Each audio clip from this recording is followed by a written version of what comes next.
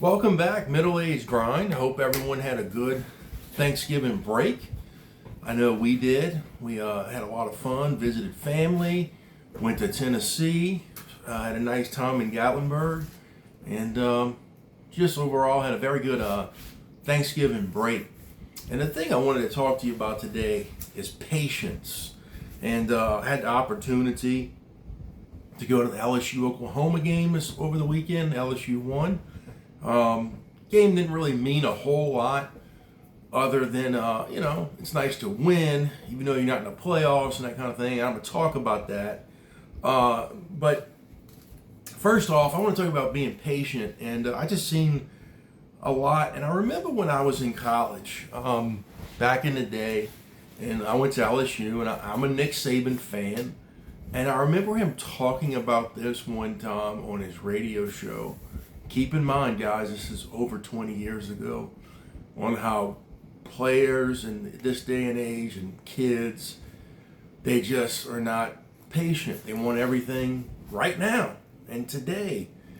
Well, fast forward another 20-something odd years, I think it's a little bit more exacerbated today than even it was when I was in college back some 20-something years ago.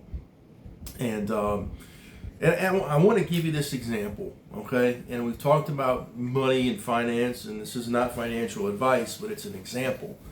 If you put away 15% of what you make, and you do that for 25 or 30 years, you're probably going to have a nice retirement. Let me give you just a little example here.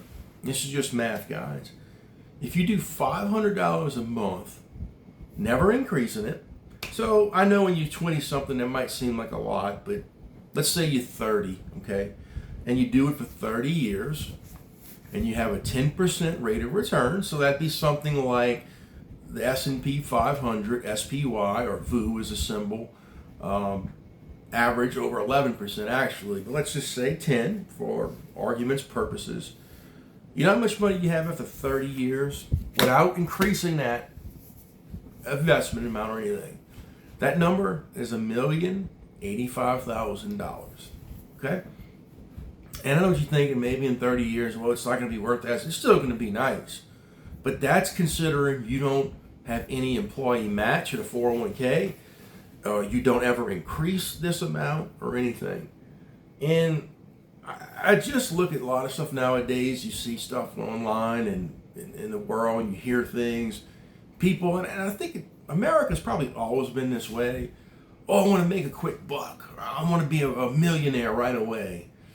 And most of the times, it's just not something that's probably going to happen, number one. And number two, if it does, let's just say you come into a windfall of money and you're a young person, or you don't even have to be young. You could be an older person, and something happens, you win a lottery, or you get a big inheritance or a big settlement, and that money's just thrown on you like that. Or even some of these young college kids with these NIL deals. You don't have the muscle memory, the learned ability to manage that money over time. If you do what I'm talking about over 25, 30 years, and you consistently put money away, and you live within your means, and you don't overspend, you don't take on credit card debt, that kind of thing, that same amount of money in your hands is way more valuable to that amount of money in someone's hands that it was just dumped on them, if that makes sense. You've learned to live within your means, and you've learned to sacrifice and spend that extra money on investment and not on frivolous things. That's what I'm talking about here with this patience, guys. And I'm trying to teach this to my kids, and and I need to reiterate some of these things. Middle age grind. I'm 42. Mentioned this several times. I'm in the middle of this thing here. Actually, not even in the middle of my journey, working and stuff. Still in the beginning phases. God willing, health. I probably going to work to my mid 60s. Maybe even longer. And just trying to chug along and follow my plan, and so we can have a nice retirement one day and do things, my wife and I.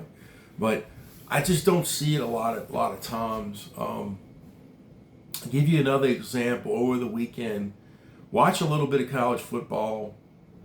I want to give a big shout out to Garrett Nussmeier, our quarterback. This is a guy who signed with us back in 21. Ed Ogeron was the coach. He sat and waited his turn for 3 years. Did not transfer. Could have transferred any year now. Remember, every year you can leave, take money, whatever. There's no sitting out kind of thing. And Garrett Nussmeier had a pretty good year his first year, had some ups and downs. The other night in that game, it was first, second quarter, he got sacked hard, fumbled. His shoulder was hurt. It's like, oh man, you thinking he's done for the night. This kid came back, threw 3 touchdowns, ran for 2 first downs, and one of them he dove on his shoulder and got up and did one of these. Man, and I have a lot of kudos, and I hope he comes back next year.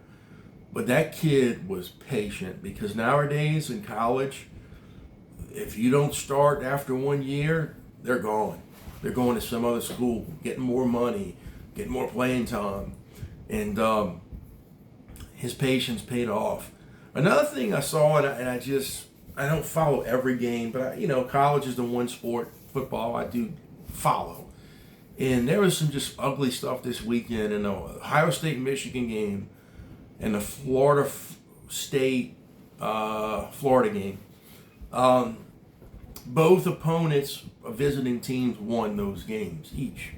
Michigan shocked Ohio State. Ohio State was almost a 3-point favorite.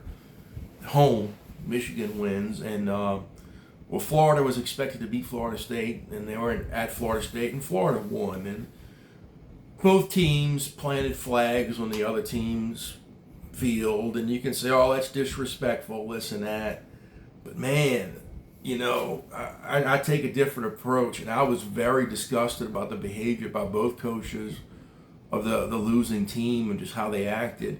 Last year Florida State goes to Florida. I'm not a fan of either. And destroys Florida on their home field, puts the spear on the Florida, takes a gator head. That was okay. But this year they said, and Florida does basically the same thing, and the coach gets all worked up. He will not shake the hand of Billy Napier. That's just, that's childish, man. If anything, if you're the coach of the losing teams, you take a picture of that, you blow it up in the locker room, and all off season, you make them players look at that. Instead of whining and not shaking the coach's hand, that's childish, and I remember, high school, we lost to our rival 2 years in a row, my senior year. We sunk that in our heads, and we were going to beat hand and high, and we did my senior year. And it's just stuff that's coming from the coach, the leaders of the team. I just didn't like how they handled that. I think that was very wrong. You get beat, you walk across the field, and you shake the hand of another coach, even though you don't like what's going on. Guess what? You want to stop it? How about beating them? How about that?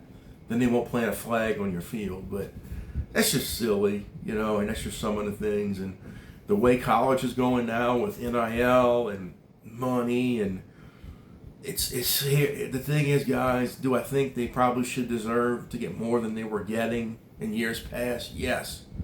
Has it become out of hand and are going to ruin these kids for the long term? Probably. You're talking about college kids getting, some cases, millions of dollars for not even playing yet. Oh, man. At 17, 18, 19, 20 years old, think about that. If you were given several $100,000, but what have you done?